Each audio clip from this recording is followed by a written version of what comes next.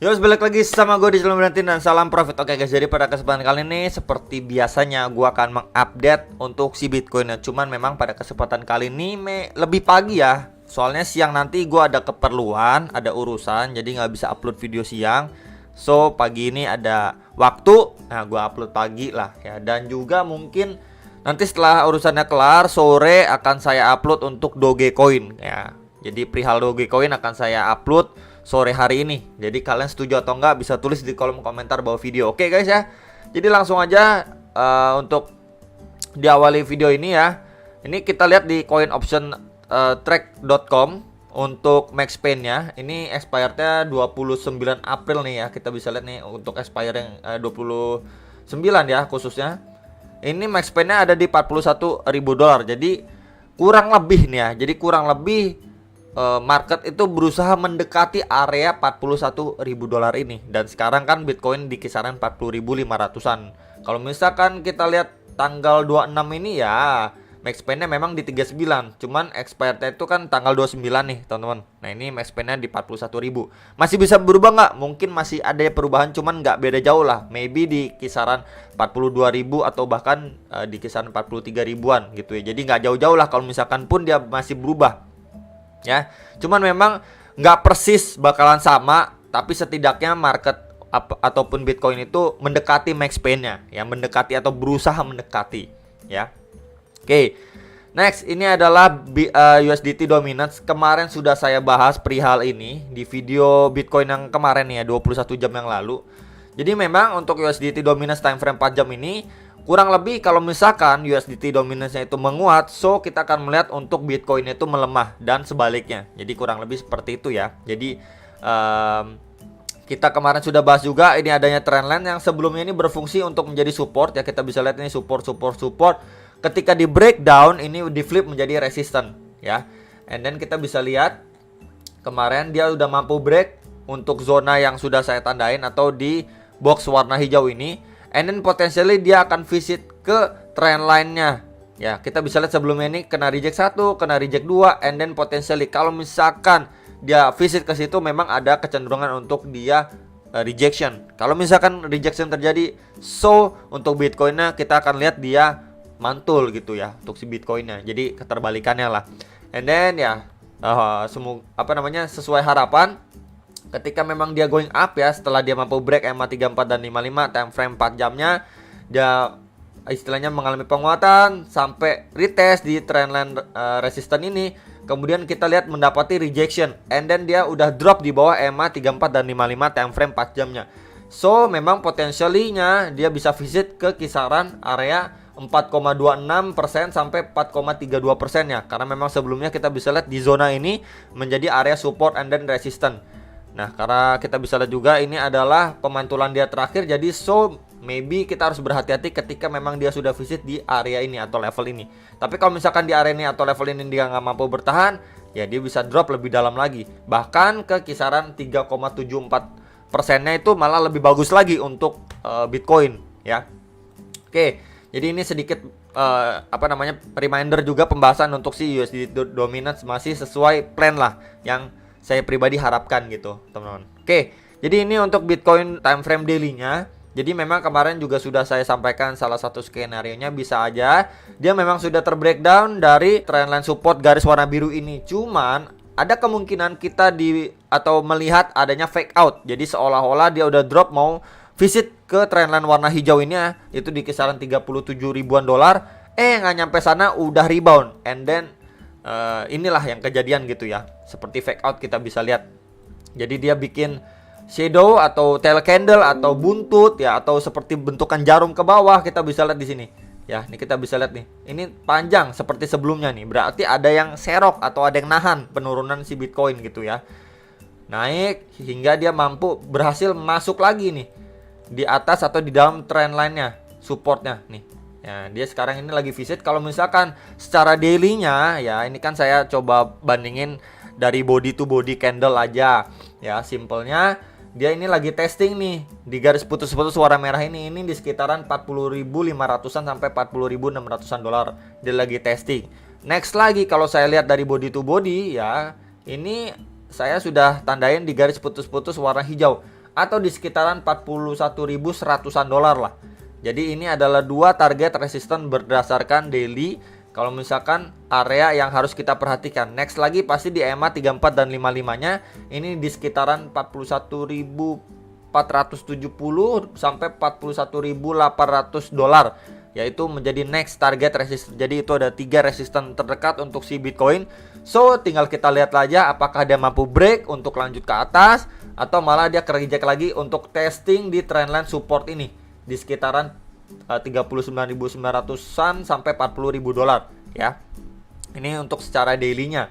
Next ini untuk 4 jamnya, kemarin juga sudah saya infokan. Kalau memang dia udah terbreakdown nih ya dari garis putus-putus merah ini, itu di kisaran 39.390 dolar, dia potensially akan visit nih ya ke lowest point sebelumnya di kisaran 38.500-an dolar. And then dia udah visit, cuman ya kita bisa lihat nih secara time frame 4 jam, dia udah visit langsung ada yang serok nih teman-teman. Nah tapi sayangnya emang the next candle-nya itu red candle atau bar cukup tebal ya. Kemarin saya sudah infokan atau targetkan at least dia bisa testing di kisaran 37.500-an sampai 38.100-an dolar untuk kita bisa lihat apakah di situ adanya reaksi atau demand kembali sehingga membawa si Bitcoin ini bisa mantul. Cuman dia nggak nyampe situ, kemarin cuman koreksi sampai 38.200-an dolar aja udah mantul gitu ya. Jadi pas banget ketika USDT dominasinya ini kena reject nih, persis di trendline resistance ini dia kena reject. And then kita lihat untuk si Bitcoinnya nggak nyampe ke area support yang kita tunggu, langsung dia going up. Jadi memang ini si USDT dominance kurang lebih bisa menjadi salah satu bahan pertimbangan juga ya guys ya. Oke, jadi dia udah mampu break juga terhadap area support and then resistance sebelumnya ini di kisaran 39.300-an, kemudian di 39.800-an, and then EMA 34 dan 55 juga sudah mampu di break time frame 4 jamnya nih. Kita bisa lihat udah 1 2 3 4 5 6, udah 6 bullish candle, teman-teman. Jadi memang sekarang untuk si Bitcoin at least dia mampu maintain posisi atau areanya di atas EMA 34 dan 55 ini. Ya, jadi kalau misalkan dia mampu maintain areanya kurang lebih seperti ini, teman-teman. Dia udah going up, kemudian dia maybe retest untuk bisa melanjutkan penguatannya kembali. Nah, jadi kurang lebih seperti itulah area yang perlu sekali dijaga oleh si Bitcoin. Mampu bertahan di EMA 34 dan 55 itu udah cukup baik untuk dia bisa going up lagi, ngejar ke next target seperti 41.000, 42.000, 43.000 atau bahkan di trendline atas dari si Brodini West Pattern ini ya, kita bisa lihat ini di sekitaran 43.500 sampai 43.600-an dolar nih. Ini masih bisa tercapai nih at least di bulan ini, teman-teman. Ya, jadi ini masih ada kemungkinannya untuk dia mencapai target maksimal dalam tanda kutip ya. Ini target maksimal dalam tanda kutip untuk jangka pendeknya. Kalau dia retestnya ini kuat and then berhasil untuk break beberapa resisten seperti 42.000 dan lain sebagainya, dan ini sudah saya tandain untuk target maksimalnya, teman-teman ya. Jadi bukan membuat kalian harus FOMO atau apa. Kemarin yang sudah akumulasi untuk bisa cicil jual gitu. Ya, jadi kalau misalkan market sewaktu-waktu balik arah, ya kalian udah ngantongin profit dan nggak rugi, kurang lebih seperti itu gambarannya. Oke. Nah, kemudian kalau misalkan kita lihat secara time frame 1 jam pun, kita bisa lihat ini lebih clear lagi. Pressure dari si seller ini ketika dia udah sideways, ya ini sideways. Kemudian dia drop, ya. Kemudian dia ini mantul nih, going up. Nah, waktu dia setelah sideways drop dan mantul, kita bisa lihat nih perbandingan dari si seller.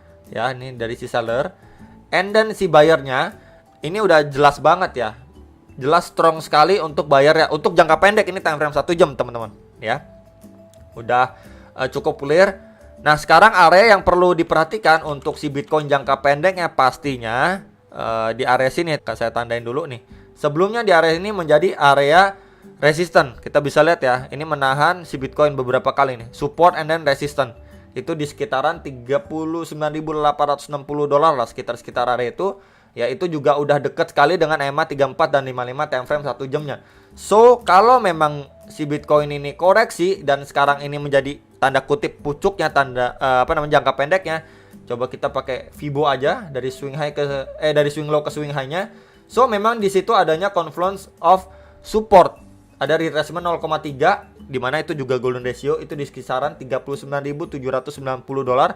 Jadi memang kurang lebihnya di sini teman-teman. Kalau memang dia koreksi, at least dia mampu bertahan atau maintain areanya atau posisinya di atas 39.500 dolar lah.